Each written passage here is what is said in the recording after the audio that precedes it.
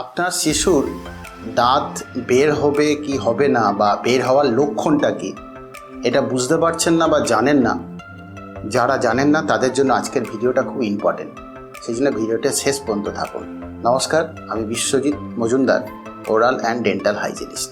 যে বাচ্চাদের শিশুদের একটা টাইমের পর 6 মাস বয়স থেকে দাঁত বের হওয়ার একটা অর্ডারলি শুরু হয় এবং সেই দাঁত বের হওয়ার যে সাইকেল, সেই সাইকেলের কিছু লক্ষণ আছে।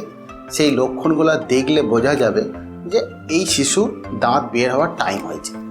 এবং সেই শিশুর দাঁত বের হওয়ার কী লক্ষণ দেখলে আমি বুঝতে পারবো যে দাঁতটা বের হওয়া শুরু হচ্ছে। সেই মায়েদের বা সেই অভিভাবকদের জন্য আজকের সেখানে খুব মন দিয়ে শুনবেন। দাঁত বের হওয়ার সময় প্রথম যে লক্ষণ থাকে, শিশুর মুখ থেকে প্রচুর লালা বের হয়। প্রচুর লালা থাকে, লালা সে ঢোকে গেলেন এবং মুখ থেকে লালা দেবেন গড়িয়ে গড়িয়ে পড়ে যায়। শিশু হাতের সামনে যা পাবে সেটাকে কামড়িয়ে চিবিয়ে দেখার চেষ্টা করবে যে আমাকে এটা কামড়াতে হবে, ছিঁড়ে ফেলতে হবে। তাতে যদি আমি কোলে নেন, কোলের যে পাটটা থাকে সেখানেও সে কামড়াবে চামড়াটাকে বা জামার কিছু অংশকে কামড়াবে। সামনে যদি কোনো কাপড় পায় সেটাকেই কামড়াতে চাইবে। আর একটা জিনিস হচ্ছে, ওই শিশুর দেখবেন বডি টেম্পারেচার, শরীরের তাপমাত্রা একটু বেড়ে যায়। এটাকে কিন্তু জ্বর বলে বা ফিভার হয়েছে বলে মনে করবেন না।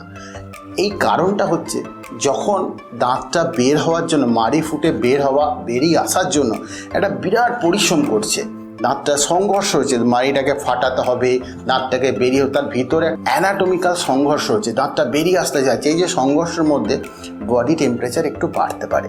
সে বাড়লে সেটাকে খুব যে গুরুত্ব দেবেন, আমার শরীরে শিশুর জ্বর হয়েছে এরকম ভাবার দরকার নেই। শরীরে সেই সময় যদি একটু বডি টেম্পারেচার বাড়ে, সেটা চিন্তার কিছু কারণ নেই। যদি দেখেন যে বডি টেম্পারেচার একটু হাই, বেশি, তখন আপনি লোকালি কোনো শিশু ডাক্তারের সঙ্গে পরামর্শ নিতে পারেন। না হলে এটা একটা কমন সিমটমের মধ্যেই পড়ে। আর যেটা হয়, শিশু দেখবেন যে খুব ইরিটেবল থাকবে, মানে ঘ্যান ঘ্যান করবে, কান্নাকাটি করবে, কাউকে সামনে আসতে দেবে না, একমাত্র বাবা মাকে একটু অ্যালাউ করবে, তাছাড়া কাউকেই সামনে আসতে, বিরক্তিকর একটা তার কাছে সব কিছু লাগবে। সেই জন্য এই সময় শিশুর সিমটমই থাকবে, তাকে আসতে দেবে না। আর শিশুর কানের এই নার্ভগুলোর জায়গায় একটু ফুলে থাকতে পারে, সেই জন্য ওইখানেও কাউকে হাতও দিতে দেবেন না। আর একটা কমন মিথ আছে, সেই মিথটা হচ্ছে দাঁত বের হচ্ছে মানে তার সে প্রচুর পায়খানা করবে বা পাতলা পায়খানা করবে। অতএব এটা আমাদের ঠাকুমা, দিদিমা বা দাদুরাও এরকম বলে থাকে, আরে দাঁত বেরোচ্ছে মানে ওটা পায়খানা করবে। এটা সেরকম একটা যে বনেদি ধারণা না, এইটাই হবে, আমাদের সিস্টেমেও নেই। এটা হওয়ার দু একটা কারণ হচ্ছে যে শিশু সেই সময় হাতের কাছে যেহেতু দাঁত তার সুরসুর করছে, দাঁতের জায়গাটা কামড়াতে হবে, সেই জন্য হাতের কাছে যা পায় সেগুলোই মুখে নেওয়ার চেষ্টা করে। এবার এইটা নেওয়ার জন্য ওর যেটা হয় যে ব্যাকটেরিয়াল ইনফেকশন হওয়ার একটা চান্স থাকে ভেতরের মধ্যে, সেই জন্য সেখান থেকে পায়খানা হওয়ার চান্স থাকে।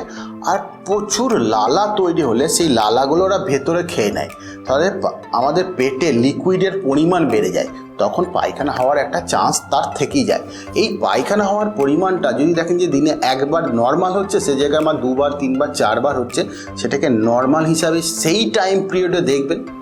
যদি মনে হয় যে এটা তার থেকেও বেশি হচ্ছে, তখন অবশ্যই কোনো শিশু ডাক্তারের সঙ্গে পরামর্শ করে দেখে নিতে পারেন। মোটামুটি এই কটা সিমটমই আমি আপনাদের বললাম। আশা করি এই সিমটমগুলোর উপর ভরসা করি আপনি নিজে অনুমান করতে পারবেন যে সেই শিশুর দাঁত বের হবার টাইম হয়েছে। অতএব এই লক্ষণগুলোই কমন লক্ষণ থাকে, সেইগুলো এইগুলোর ওপরই ধ্যান দেবেন। যেটা আপনাদের করণীয় হচ্ছে, এই সময় শিশুর আশেপাশে যে জিনিসগুলো থাকবে সেগুলোকে একটু হাইজিন করে রাখবেন, যাতে ওটা মুখে দিলে তার শরীর পায়খানা হওয়ার বা পেটে ইনফেকশন না হয়। এটা আপনাদেরও লক্ষ্য রাখতে হবে।